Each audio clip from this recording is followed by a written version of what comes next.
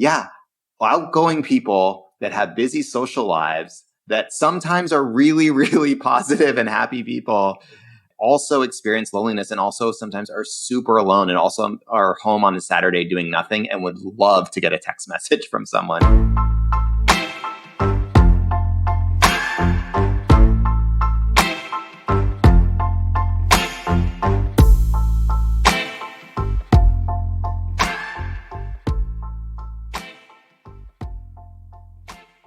Hey everyone, today an episode with Adam Smiley Poswolsky, author, speaker, millennial workplace expert, and also a new friend of mine, which is really exciting.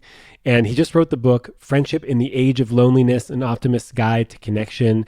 And we're talking about how to make friends, basically. We're talking about the effects of loneliness, how to combat loneliness, how to start making friends as an adult, which I'm going to have to start doing soon because I've moved from Montreal to ? I don't actually know where I'm moving to, but when I do figure that out, I'm going to have to make new friends. So this episode is particularly relevant to what's going on for me. And also, especially with the pandemic, loneliness is an issue. It's not easy to make friends. It's been compounded by the fact that we're all having to be socially distanced and it's harder to meet people. So that's what we're exploring today. We're exploring friendship, loneliness, connection, and I'm really, really, really excited and happy to be sharing this episode with you. My name is Shaun, and this is The Love Drive.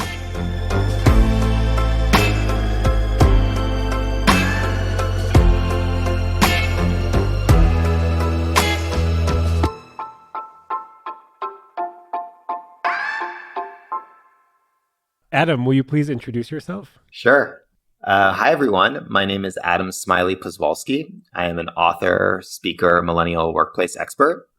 I write and speak about engaging the next generation of talent and fostering belonging and human connection in the workplace. And I just wrote a book called Friendship in the Age of Loneliness, all about how to build human connection and spend more time with your friends in the digital world that we live in today, especially in a pandemic. I love the title of millennial expert.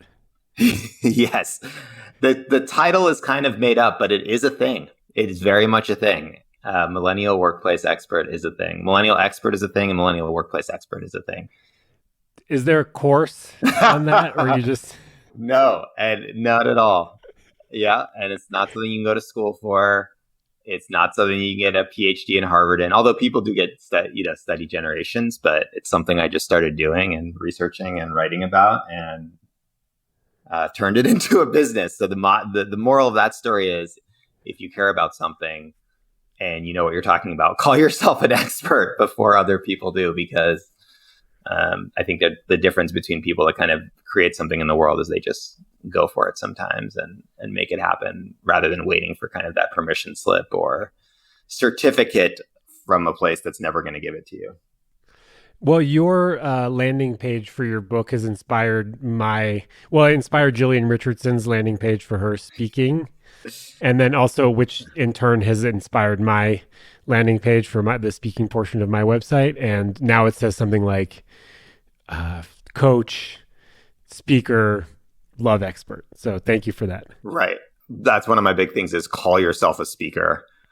So many people I talk to that are wannabe speakers or up and coming speakers or do speak. I'm like, I go to your website and the word speaker isn't on your website.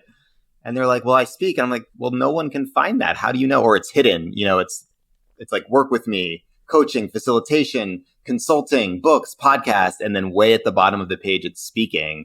And I say, well, isn't that the thing that people would give you the most money of all of those to do? And people are like, yeah. I'm like, well, why isn't it big on the main page? I speak, book me to speak. So that's my big lesson for speakers. I mean, I know speakers that have been speaking for 2, 3, even 5 years that don't have a speaking tab on their website, which is my big pet peeve. If you've spoken, you're a speaker. Call yourself a speaker, right? No one is going, you're never going to become a public speaking expert, right? You're never going to become a speaker expert. No one's going to say, okay, you finally been to enough Toastmasters. You've finally done enough Instagram lives. You've finally been on stage enough. you've done it enough. Like finally you get the certification. We're sending you something in the mail. Now you can charge money for it. It's like, you just have to start doing it.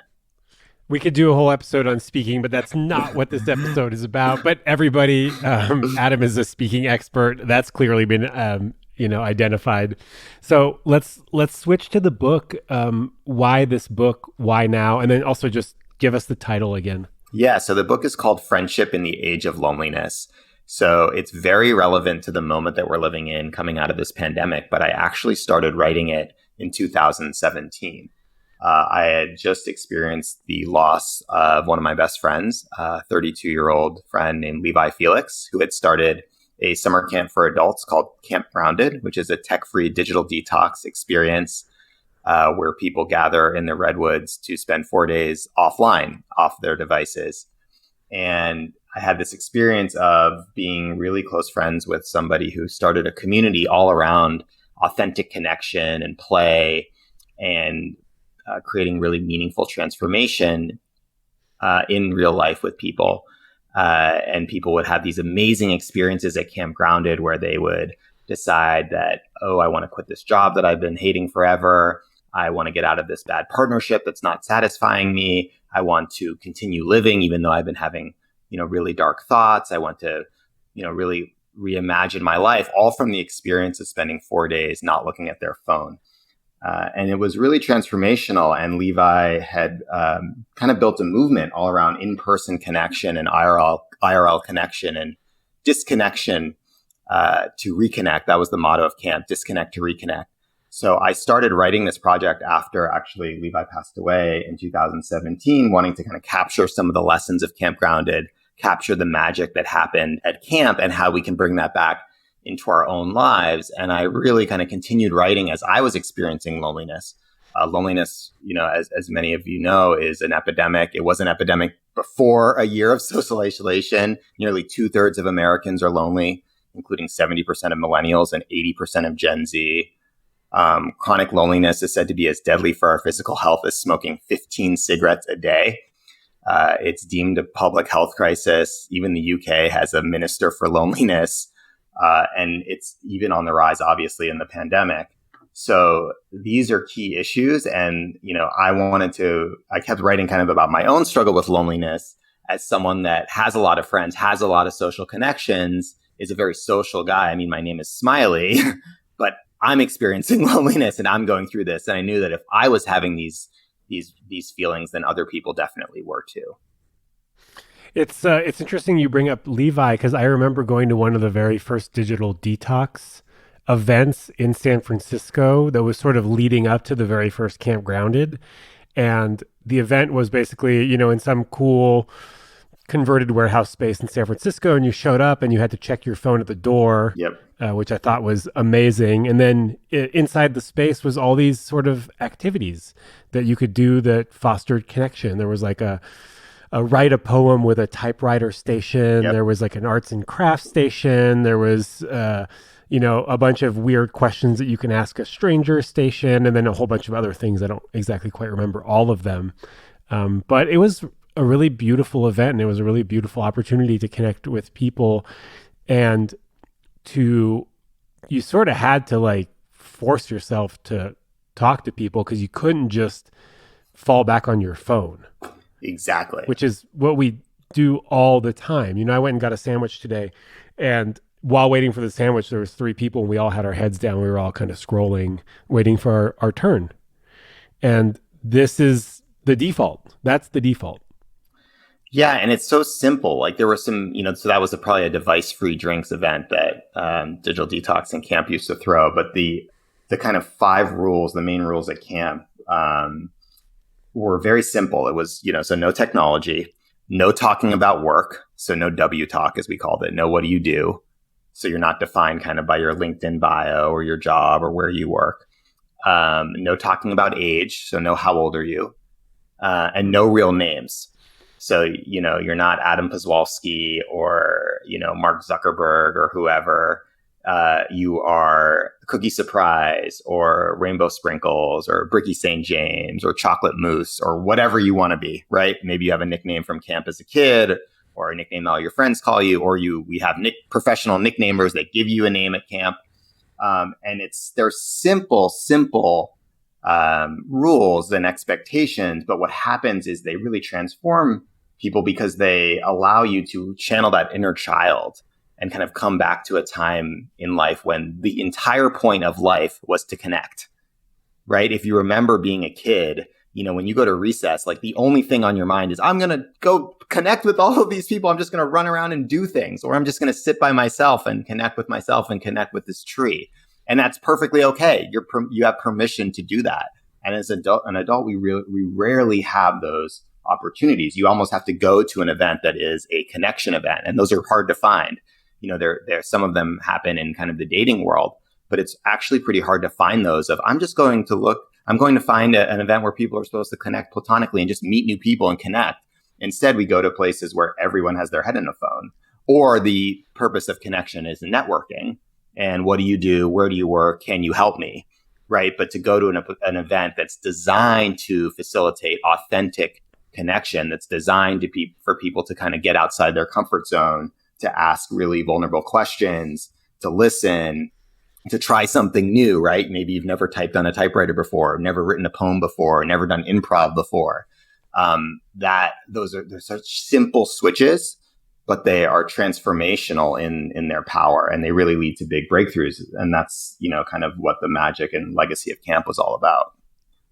Yeah, these events exist. They're just harder to find, and also they take an incredible amount of courage to go to. Like, I remember taking an improv class, and it was like over several months, and it was incredibly scary and super awkward to learn improv. And I'm still friends with some of the people that I met during that time. Yeah. And some of them had helped me with my project. Some of them we did stand up together, I still have a connection with these people that I never would have met if I didn't decide to do improv. And then there's, other events that I took part in, like in Montreal, like cuddle parties or authentic relating, where the goal is, like you said, to have, ask each other vulnerable and intimate questions. And these events happen, but they're often in like larger metropolitan areas. And of course, they've been put on hold now during the pandemic. Mm-hmm. But it takes a lot of courage to show up to these things because you have to open up. Yeah, the whole point of it is to open up, and the point of it is to kind of get outside your comfort zone, which is hard. I mean, that's one of the things that's really tough about loneliness and social isolation is they can kind of become these loops. Right? If you're socially isolated, the thing that's going to cure you from your isolation is likely not being socially isolated and meeting new people, but that might be the thing that can be quite difficult to achieve and quite difficult to do. So it requires kind of going outside your comfort zone, that courage you were talking about, and also kind of realizing that there's not this right answer. I think a lot of times in life we're primed, and especially in a kind of a success-driven society, is like, what's the right answer? What am I supposed to do in these spaces? Like, what's the win? What's the goal? What am I seeking? Maybe it's someone signs up for my website, or someone follows me on Instagram, or invests in my company, right? Or I get a new fan. But the whole point of these situations is to not have those goals or metrics, and more just to be in the space with people and see what happens. And that's hard for the average adult that has grown up in kind of an achievement-based society. We have to kind of unwork what we've been taught. It's interesting you bring up, like, people wanting to know like what the win is. I get this question often on my Instagram. Something happens and they go, how am I supposed to feel? Which is like, both really strange, and also I understand it, right? Like, people want to know, right, what's the right thing to do here? Like, should I be upset that my boyfriend cheated on me?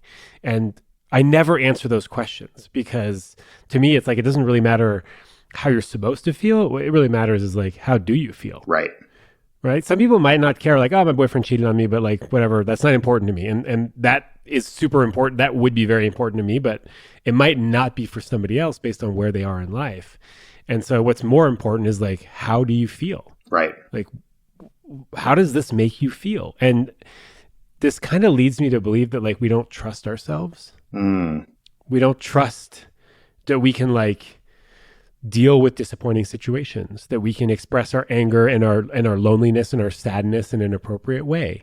And Right. we're looking for answers outside of ourselves Right. when really like the answer comes from within. And as I'm saying this, I go like, gosh, that is, it's taken me years of therapy to actually believe that and like operate from that perspective of like, I don't ask people how I should feel. I just feel what I feel and I kind of deal with it. And this is somehow connected to loneliness. I'm not exactly sure, but that kind of like popped up in my brain when you asked or mentioned people, looking for the right answer. Right. Loneliness or loneliness, the answer to loneliness. And I think what it brings up for me is kind of, if you look at what the kind of scientific definition of loneliness is it's the subjective gap, the perception of isolation. So it's the discrepancy between one's desired level of connection and one's actual level of connection. So it's that gap. So for me, what's coming up when you're saying that is exactly right, is being okay with the feeling of loneliness. I mean, part of this book is kind of exploring that a little bit. There's a chapter where I talk about, have tea with strangers. And I talk about my friend Ankit, who started this whole movement around having tea with strangers. And now he's focused on helping have tea alone, helping people spend more good alone time where you're okay with being alone. Because if you're okay with being alone, that gap is not going to be as high. And I think that one of the reasons why there is such a kind of a rise in loneliness levels today, especially among young people, is that folks are spending so much time on social media kind of comparing themselves to what's going on outside, right? And saying, oh, well, I'm here looking at this stupid phone on Friday night, but everyone else is out there having this amazing life, all connected. They didn't invite me to hang out on Friday night or Saturday night. Why wasn't I there? Look at all this fun that they're having, even though the photo was from 6 years ago or whatever. But it's still, the perception is, I'm alone. I'm lonely. My life sucks. Look at how great and how beautiful everyone else is. It's that gap. Whereas if we just are like, hey, what's coming up for me right now? Okay, cool. Like these are feelings, I want to explore these feelings. I feel comfortable in my feelings. I honor my feelings. Maybe that gap is a little bit different. You brought up a couple things that are really, really important. One of them is, I never show people on social media when I'm depressed or sad or angry or like feeling blah. Right. And part of that is me protecting myself because I don't want messages from people asking me how I'm, like strangers offering support. And that's not to say that some people don't want that. I don't want that. Like, I am fully supported by my community and my therapist and my family, that I don't need that. And so I don't show that. And also for me, it's like a business decision not to show that. But for most people, they show you the most curated, best parts of their lives. And so, of course, when we're swiping and feeling crappy and scrolling and only seeing the positive of people's lives, it's going to be really hard. And we're going to compare feeling, depressed and lonely on the couch to someone's exciting, beautiful dinner party or glamping retreat or whatever is super hot and exciting these days. So that's one thing to keep in mind, right? Is that people aren't showing you what's really going on social media. The second thing is, I have had moments in my life, specifically when I moved to Montreal, where I was feeling lonely, and I was okay being alone. I think having a dog really helps, but after a while, even a pet can't really provide you with the connection that other humans can. Actually, a pet can't do that at all, but it can sort of distract you and keep you company a little bit. And I found myself feeling lonely, and I reached out to a few friends and I said, hey, this is really hard for me to admit, but I've been feeling pretty lonely these days. And if you're ever doing something fun, like, I invite you to invite me. Right? Please invite me to things because I like hanging out with you. And I'm also not great at like getting people together, but I love being part of an activity. And a few people said, oh, wow, that is so surprising. Yes. I just thought that you were really busy and that you had a full social calendar. And that's why I never invited you to anything, because I just assumed you didn't need that. Because everything looks great on social media. Because everything looks great on social media, and because I'm like an outgoing, Right. gregarious, Yes. extroverted person, and I would spend most weekends alone. Right. And so I had to ask people, right? And they didn't know, right? So like people don't know what's going on unless you tell them. And it was vulnerable, and then eventually they started asking me to do things, and then I could either say yes or no based on how I was feeling. Yeah. And you have to kind of put yourself out there. I think that's a big thing. We assume, I talk about this experience as well of people kind of coming up to me, and they say, Smiley, your life is dope, without even asking how I am. Smiley, you're dope. Your life is dope. You're killing it. And I do believe that my life is dope. I love my life. And I would say that 78% of the time I don't feel that way. Right. And I've learned to, as a public figure, kind of, I don't need people to kind of say, how are you feeling? How are you doing? I have a therapist. I can explore those emotions with others and a wonderful partner that I can talk to about that stuff. But it's interesting that, outgoing people that have busy social lives that sometimes are really, really positive and happy people and are very connected and live a full social life, also experience loneliness and also sometimes are super alone and also are home on a Saturday doing nothing and would love to get a text message from someone reaching out to them or inviting them to an event. I think one of the general conclusions of this project is, stay in touch more with people and reach out to everyone, reach out to people and let them know how you feel about them. Let them know that you miss them. Our mutual friend, Jillian Richardson, shared in the book, one of her simple friendship rituals of notes of being awesome. When someone pops into her head that's awesome, she just simply sends them a note that you're awesome right then and there, right? Not going to wait till next Thursday when you're going to forget or your, once a year holiday card situation. No, right now, right now, just wanted to send you a note. You're awesome. You popped into my head because of this and this. I wanted to send some love. I guarantee you it's going to be met with gratitude and admiration, and it's going to foster a deeper relationship. It's so simple, but we don't tell people enough in our life that we care about them.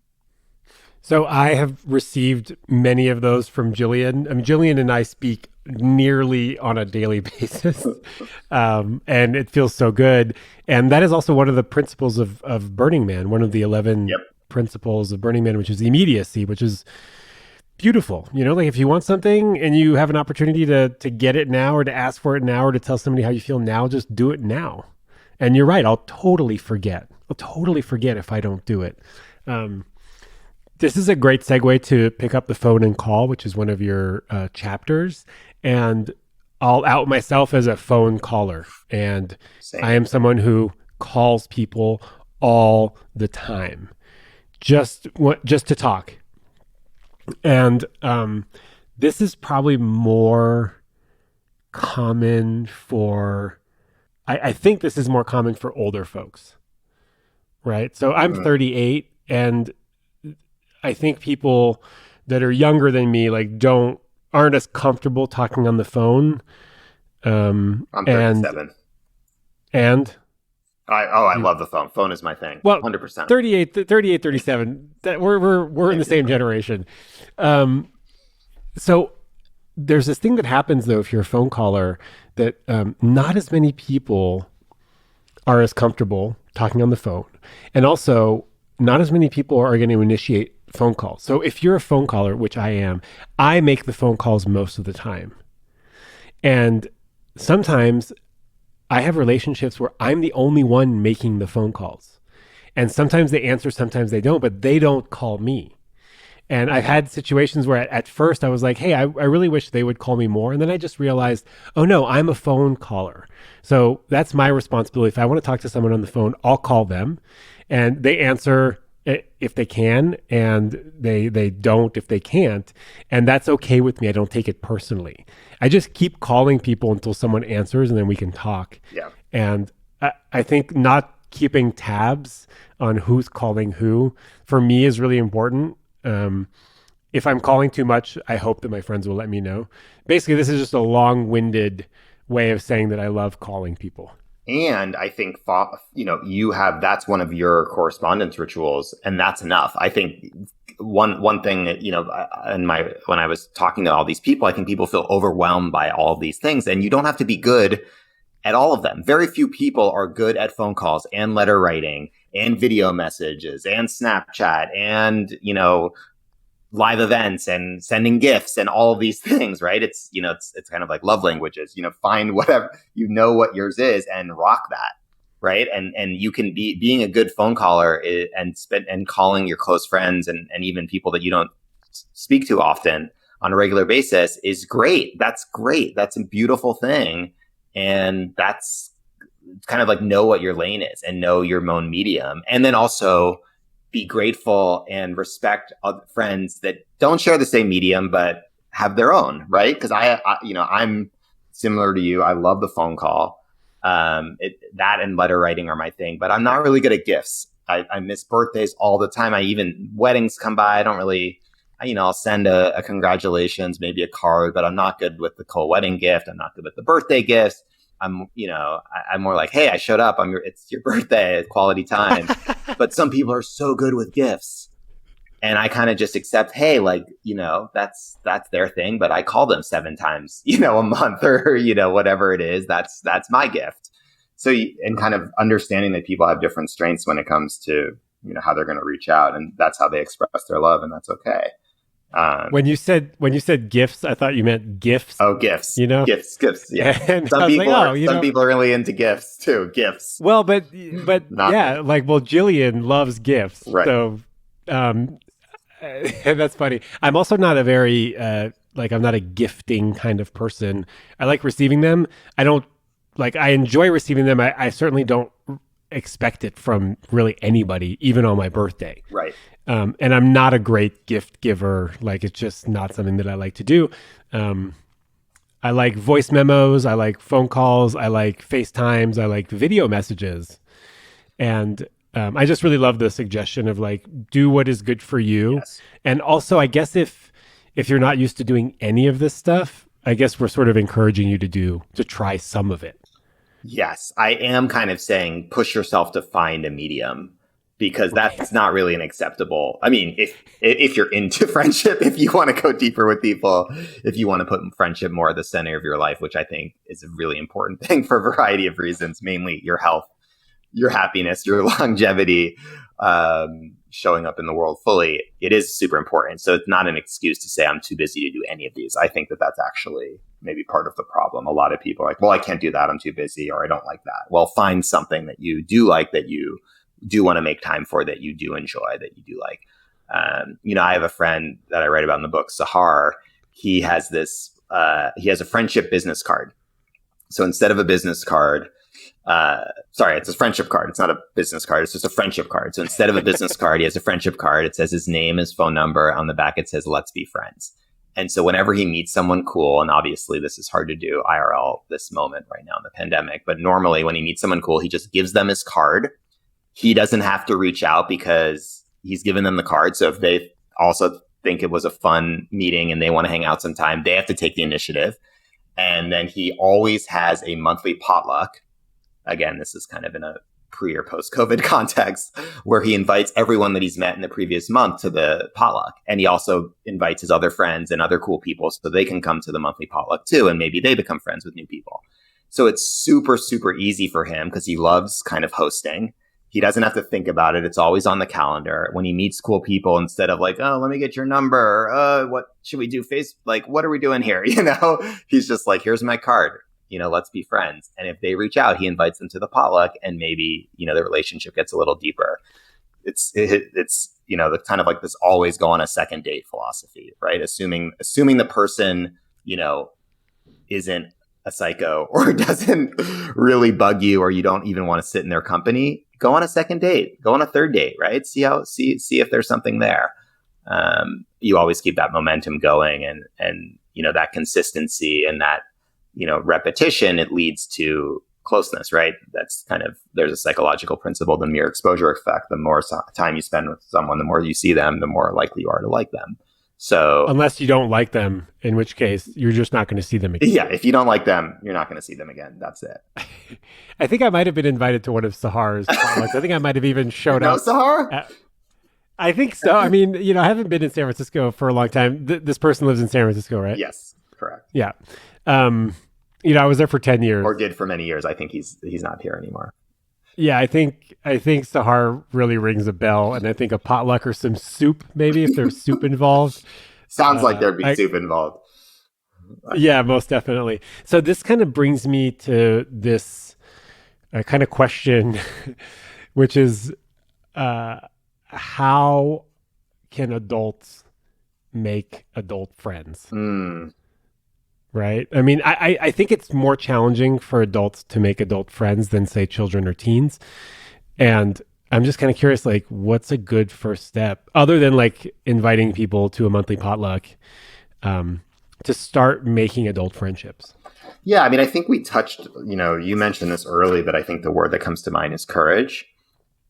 Trying new things, especially, for someone that maybe is more introverted or maybe isn't going out as much or has trouble meeting new people. I think that going to more events, even virtual events, when you see something interesting, when you see something that is happening that, reflects something that you're interested in, go to it, sign up for it, and make a commitment to do it, especially if it's something that's going to be happening over a period of time. So instead of a one-off event, more like a book club or a language class or, an accountability group for writing a book or taking a course or something like that, because you're already then baking in 4, 5, 6, 10 different classes or meetups over the course of a couple months. Trying new things, asking better questions, asking, going a little bit deeper than where do you live? What do you do?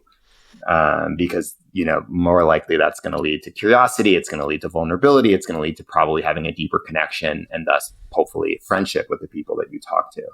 I think ritual is a big piece. Again, for adults, we're all busy. Everyone's doing a lot of things, balancing a lot of different responsibilities. So to develop rituals is important so that these things become something that's always on the calendar, right? Whether it's a monthly dinner date with a girlfriend, whether it's a adventure weekend, a men's group, a women's circle, a person's circle. I had friends in DC that started a Monday night activity club, which was people getting together on Monday nights just to do whatever random activity someone in the group proposed, and anyone was welcome to come and anyone was welcome to propose an activity. Very simple, yet Monday night there's always something to do if you want. Yes, the ritual piece I think is key. The other thing I think is, stepping up in your community and just finding things that are happening in your local community. Again, this is a little bit more of a challenge in the current climate we're living in, although I think it's still very much doable. But volunteering, becoming a good neighbor, introducing yourself to your neighbors, talking to people that kind of work at the local grocery store, local coffee shop.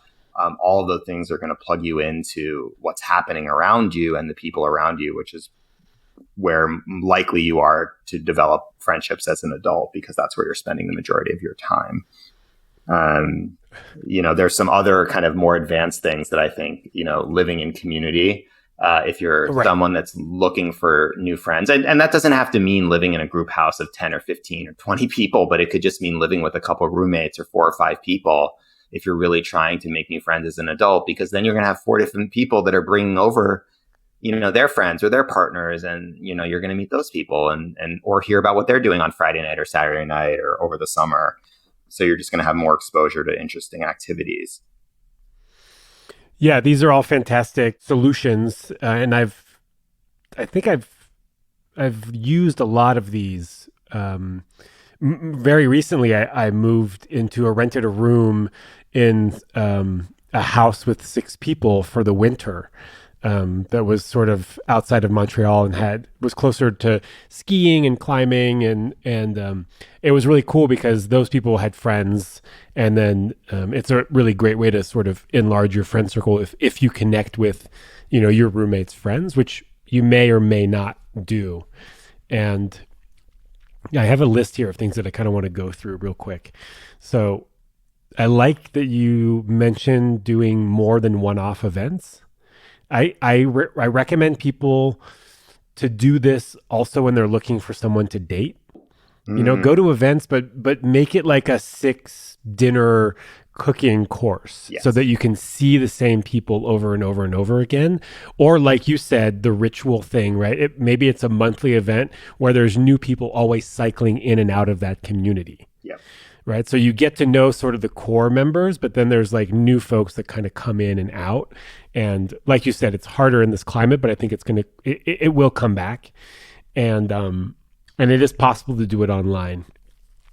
When you said ask better questions, my favorite question to ask people is what's exciting in your world? Great question. Instead of how are you doing? Generally, like people will say fine when you ask them how they're doing. And then you're back to square one, which is having to come up with another question. Because people, like I don't really feel safe telling people how I'm really doing. Especially someone you just met.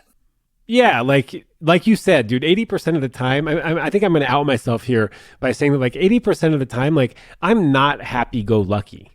Like I'm it's funny, I'm a happy-go-lucky person. I'm very positive. I have like a pleasing disposition and a sunny disposition towards life. But like most of the time, like I'm kind of blah and whatever and in my head. And I'm, like I'm just not super, super happy. And I'm also not willing to share all of that, especially to a complete stranger. So people will just say fine. And I prefer to ask people what's exciting in their world if I want to generate conversation. There are times when I don't want to generate conversation because I have my hood up and I'm feeling depressed, and I just say, how are you doing? They'll say fine, I'll say fine, and then we'll move on with whatever the transaction is. So what's exciting in your world will get people talking about something that's exciting in their world. And then that will usually kind of amp up their energy, and then it gives you plenty of ammo. And you can pick, like, oh, cool, you're going to Mexico. Like, which part of Mexico? Or have you ever been to Mexico before? Or like, what's your favorite? What are you most looking forward about going to Mexico? And it's so easy to generate conversation when someone's excited about something. Yes. So that's another thing that I really loved.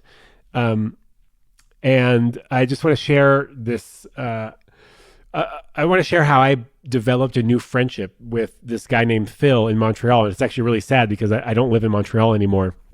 And I'm recording this podcast from this beautiful basement suite at my brother's house in Boulder, Colorado. But Phil was a neighbor, and he had a dog, and I had a dog, and we would walk our dogs in the alley around the same time. And dog owners don't always just because you have a dog and I have a dog doesn't mean I'm going to like you. But Phil and I had enough in common. Right. We had like skateboarding in common, skiing and snowboarding in common, biking. And we had the same kind of sense of humor. And we just kept on seeing each other over and over and over again in the alley. And then eventually I said, hey, man, I'm thinking about getting some backcountry skis. And I'm really excited about that. And he goes, oh, are you serious? Maybe I'll get some backcountry skis. And I said, oh, dude, you should totally get backcountry skis and then we'll go together. Right. And I was a little scared, like, is this guy actually going to really want to go skiing with me? Like, is he just saying that to make me feel better? And he was like, dude, if you're getting skis, I'm getting skis. We both got skis and then we started skiing together. So we found a point of connection and then we continued it with an activity. So we like transitioned our friendship from the alley, which is where it was like, our whole friendship was around that alley. And it was actually kind of hard to get it out of the alley. And so we transitioned from the alley to the mountains, and then we had coffee, and then we had dinner, and then he invited me to his place, and I invited him to my place. So we started like basically growing our friendship geographically. And it made it a lot more solid. And this took like a year. Yeah. This is like a long process. But that's how I was able to make like a new adult friendship. It takes time, and you started slow. I think that's the other thing is that, you have to build that trust over time. You can't just jump in, and be like, we walk our dogs in the alley together. Let's be best friends. Like, whoa, I don't know who you are, right? You kind of slowly build up, and over time you establish that trust and points of, common interests. Shasta Nelson, who's a friendship expert, says that friendships need three things to thrive. Positivity. So to feel satisfied, you need positivity. To feel safe, you need to practice consistency. And to feel seen, you need to practice vulnerability. So it strikes me that kind of there was all those elements were present in that. or at least the positivity of you both kind of saying, I'm into ski, I'm into backcountry skiing, I'm into, like you were open to it and excited about it, which I think is important. It's really hard to kind of go deeper and make new friends when you're not excited about it. This feels also just like how people feel safe and satisfied in romantic relationships. Definitely. Positivity, consistency, and vulnerability. Yep. And friendships are no different other than the fact that you don't have like romantic feelings towards the other person. And sometimes that might develop, but for the most part, platonic friendships are devoid of romantic energy. And so no wonder it's hard to make friends, because it's just as hard as to form like a long-lasting, fulfilling and satisfying relationship. Right. And you might have similar, there might be similar troubles and conflicts that arise when it comes to communication and, breach of trust that happen in romantic relationships as well. So it's, and keeping a friendship over many years is really, really hard, just like a romantic partnership. Right. And sometimes, those friendships they're not meant to be forever. Yeah. Which is really hard to admit, that sometimes you will outgrow your friends, or they will outgrow you, or you will just kind of move in different spaces and go a different path. And that's also normal. And that people might come in and out, right? There might be kind of a quiet season or a pause for a friendship, or, if you move away from a place where you spent a lot of time with someone specific and you don't really talk for a while, but then maybe you move back, or maybe somehow you end up in the same place together or start talking more. And maybe a few years later, you're back where you were, or even closer friends. And that's also okay. These things kind of ebb and flow. And they don't there's not one mold that all friendships fit. And I think that that's okay. And that's what makes friendships so beautiful. And there's those friends where you don't see them for 5 years, and then when you do, it's like no time has passed. It's perfect. It's beautiful. I love that. I love those. I was really excited about this conversation because I am going to be having to make new friends. Right? Like, I'm looking for my next home, and I don't know where that is yet. And it's probably going to be in the Rocky Mountain West. And so I uprooted myself completely from Montreal, where I had built like a really beautiful community of friends. And also, I want to say that like throughout the 5 years that I was in Montreal, I don't know how this is going to sound, but I'm going to try to make it sound nice. At the very least, it'll be authentic. Over the 5 years, like upgraded my friends. Right? Like, I met some people and it was a good connection, and it was like, better than being alone, but maybe not like the most aligned friendship. And then I would meet a different friend circle, and then a different friend circle, and sort of like pick and choose people. But over the time, I feel like sort of like relationships, our future relationship should be better than our past relationship. Sort of like your next job should be kind of better than your last job, right? If you want to grow. Right. And if you're if you're into growth, and some people aren't, that's totally fine. But I found that to be something that happened as I made friends. The quality of my friendships would grow.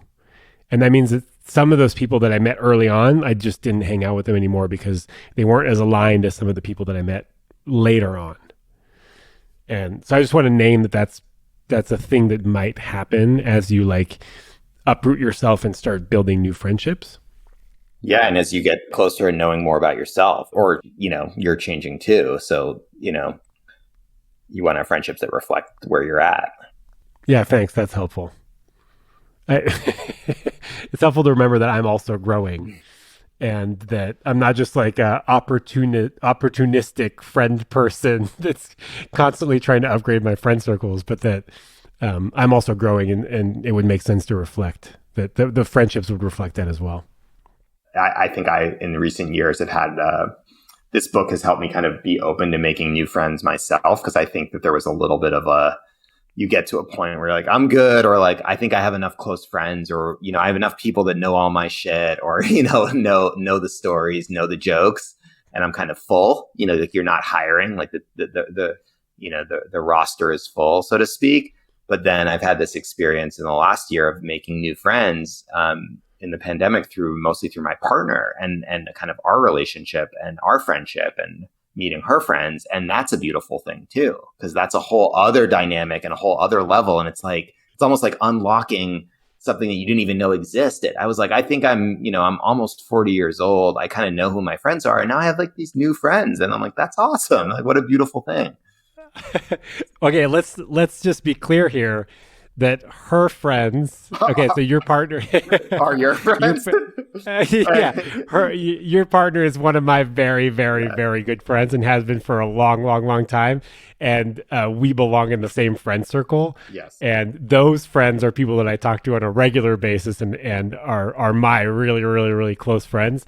And either, regardless of how full your roster is, those people are totally worth opening up the roster and letting into. It's not even all of your story.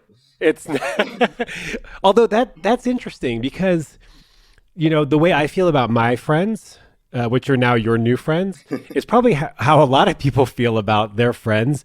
And for the most part, if you're a good person, you probably have good friends.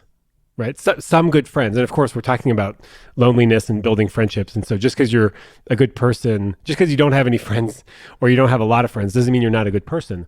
But there are people with great friend groups, and it could totally be life-changing to meet a friend group.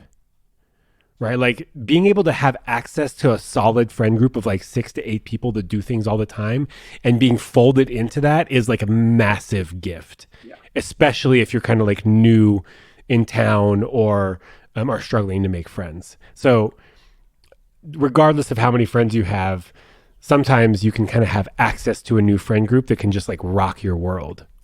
Yeah. And I think, less is more. I mean, a lot of the research shows that people are more, what they're looking for is deeper friendships, not more friendships.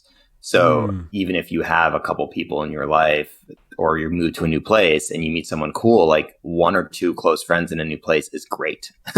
That's a beautiful thing. Focus on building those relationships. Don't, think that you need to meet, 50 new people every weekend. That's not really the goal as much as developing a couple, closer relationships with a few folks.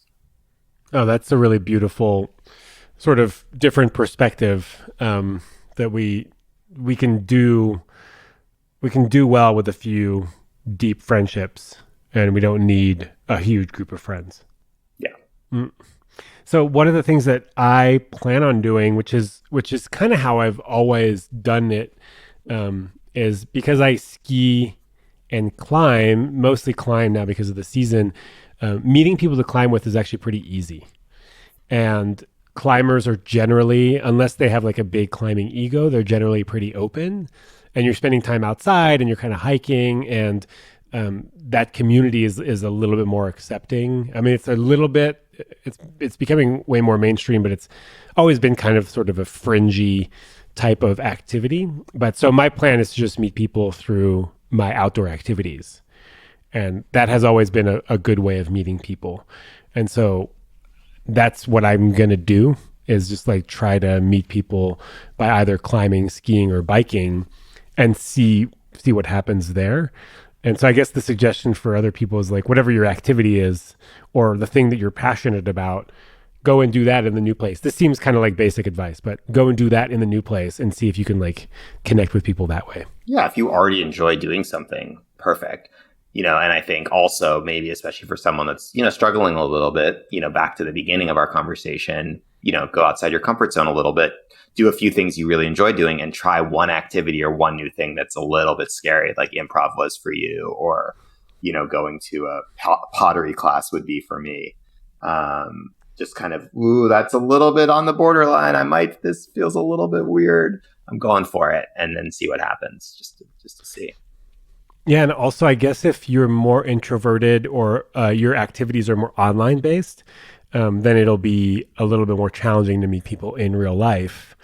And you have a chapter called "Make Virtual Connections a Reality," and so I'm kind of curious, how does that work? Yeah, I mean, I think that I'm definitely biased toward the power of IRL friendship, right?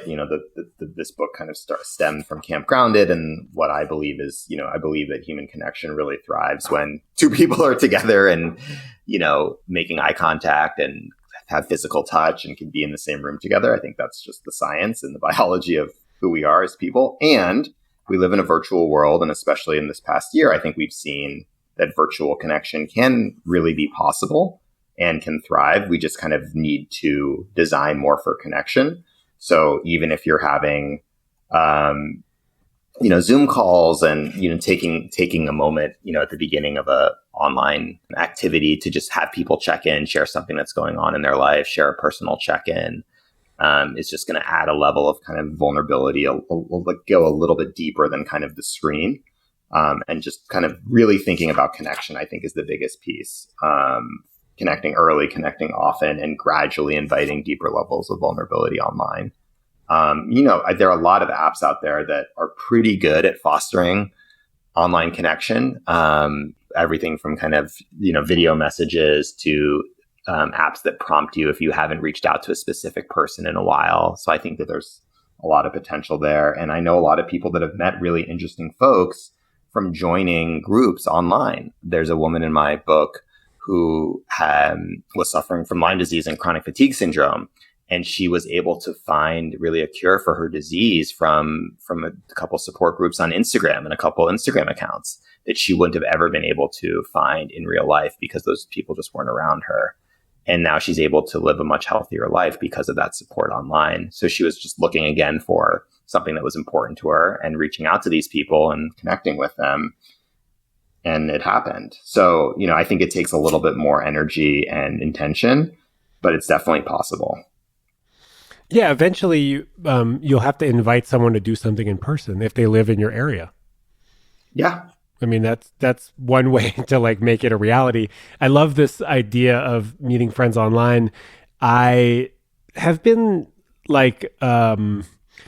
I guess I've been an online connector for a long time. More recently, I have made friends via Instagram that I met on Instagram, and we'd chat enough and then we'd actually meet up. And I've made some fantastic friends that way that we still keep in touch. But if I'm thinking back to the late 90s, I used to be part of a ton of forums. Yep. For all sorts of different things. One of them being Volkswagens, because I loved my 98 Volkswagen Jetta. And I became part of Volkswagen groups in the Bay Area. And then also I was part of another group called BARF, Bay Area Rider Forum for motorcycle riders. And we would organize group rides and meet up. And I made friends in those online communities that I remember being in Cartagena, Colombia, where my motorcycle broke down, and someone that I had met in the past on a forum was able to walk me through how to repair my motorcycle. And this person was located in San Diego, California. And these are these amazing connections that happened from meeting on a forum online, which is basically a Facebook group, And so it is possible to meet people online and to form long-lasting relationships if you're open to it, and if they're open to it, and if there's a connection there that's worth exploring. Yeah, and the research actually shows John Cacioppo, who wrote a book called Loneliness, who's kind of one of the leading scholars in the field, basically that if social media or some of these tools are used as a way station where people find directions, right? You find what's happening and then you go offline and meet up in real life or build something together or call each other or connect and do something together, that actually they do have a meaningful impact on people's health and well-being. But if they're just kind of the final destination, right? If you're just going to Instagram or going to search for motorcycles and you just keep searching for motorcycles and you just keep scrolling and you never get off or never talk to someone about motorcycles, then they're actually really unhealthy and really not good for you and can lead to a lot of the issues that we were talking about in terms of loneliness, anxiety, lack of self-worth, depression, all of these things. But if you were going and using them kind of as a way station to find direction, that's the key. So I there are so many apps out there that have information and are opportunities for connect, but I worry that people sometimes get trapped in the kind of scroll. So even if, for example, Clubhouse, a lot of people now are using Clubhouse, which is an audio only chat rooms. If you're just going and listening and kind of scrolling in between and just like on Clubhouse for hours, just listening, you might learn something, but it's not really contributing to your well-being, right? What's contributing to your well-being is if you have a conversation or hear something that somebody says, and then you reach out to them to connect and hopefully make a plan to meet up or create something together. Like that's where the magic is. Yeah. And also, I guess it's important to say that the end goal isn't necessarily to meet up, right? I mean, because you can make friends with people that live across the world. Right. But the point is going to be to like foster connection and maybe get off the app. Yes, get off the app. Get off the app, which is like a dating thing also, and start fostering that friendship and connecting in a different way than, you know, the original mode of connection. Right. And I hope that we'll see more technology that actually is designed to encourage and facilitate connection and people getting off the app, which I think dating apps, some are, at least I know Hinge, you know, will kind of prompt people, be like, hey, you all have been messaging for 2 weeks. Why don't you just plan a date? Or like this. Did you want to get together? Yeah. Like, do you actually want to date someone? Or are you just trying to chat, you know, or this conversation will self-destruct in 2 minutes, like send a text message now, like, you know, just be like, hey, you know, get on with it here. Like, this is about meeting up and this is about connection. This isn't about, you know, just being on the app. I think we've given the people what they need. Well, we've started the conversation. Where can people find you and your book? Yeah, so you can follow me on all the socials at What's Up Smiley on Instagram. My website is smileyposwolsky.com, and the book is Friendship in the Age of Loneliness. It is available wherever books are sold. Yeah, there's like 25 different buttons where I could pre-order the book on your website. You can get it on Amazon. If you don't like Amazon, you can get it on bookshop.org. You can get it at your local indie bookstore. You can get it wherever you like. Cool. And what does love mean to you, Adam? Ooh. To me, love is play. Ooh. Oh. This is shortest answer in the Love Drive history. Oh, I thought you were going for a one-word answer. You said not a one-word answer? Oh, I love that. No, there is no right or wrong answer. You should know this by now. Yeah. I love that. Yeah, I feel like I've fallen in love now because I found someone that I want to play with and that I love playing with. Snacks? Yes, snacks. Adam, thank you so much for your time and your wisdom, and I really appreciate you. Thanks for having me, Shaun. It was great to be here. I'm excited to explore our friendship together. Likewise.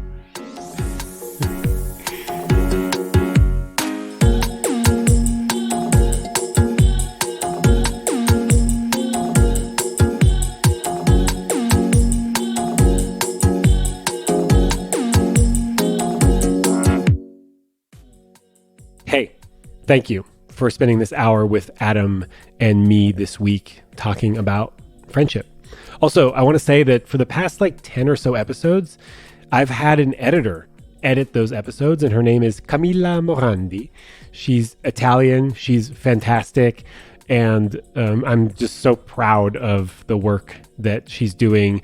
And it's been a massive, massive help to have her edit the episodes. So Camilla, thank you. That's it. Have a beautiful week, everyone.